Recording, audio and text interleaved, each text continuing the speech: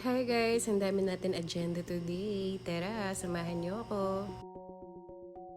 Suki na po ako dito sa bahay na to, kaya po sobrang madali na lang puntahan. At pagpasensyahan niyo na po ang aking boses kasi may asthma po ako.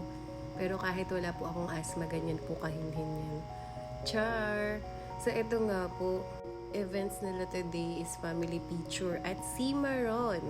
Cimarron Studio, hindi na po ako nakasama kasi po bawal po yung makeup artist ngayon. Kasi po meron po silang promo na iba-iba. Yung in-avail kasi nila yung parang mabilis ang shoot. Nakakamiss tuloy dito sa Cimarron. So ito na nga po si client. Sobrang gusto ko talaga yung beauty ng batang to. Ang ganda niya dito. Tanan! So ito na po si Mami. At ready na po sila para photoshoot sa Cimarron Studio. Hi baby, cute-cute naman yon. Taray-taray naman. Hello baby. Pagkatapos ko nga po sa Marisol, papunta naman po akong Anunas. So ito naman po ang aking mimikapan. Sobrang daming tao ngayon kasi piyesta po pala nila ngayon.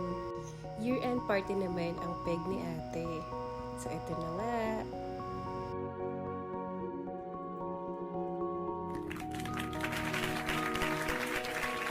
Ito naman po yung last na may make-upan ko. Really po, sobrang rush nito kasi kawawa si ate girl. Di dumating yung makeup artist niya talaga. So, ito naman po ang inyong hero, si Dada Ramos. Ayun po, mamingiti na ang ating client. Happy 80th birthday, baby girl. Deserve mo tong araw na ito.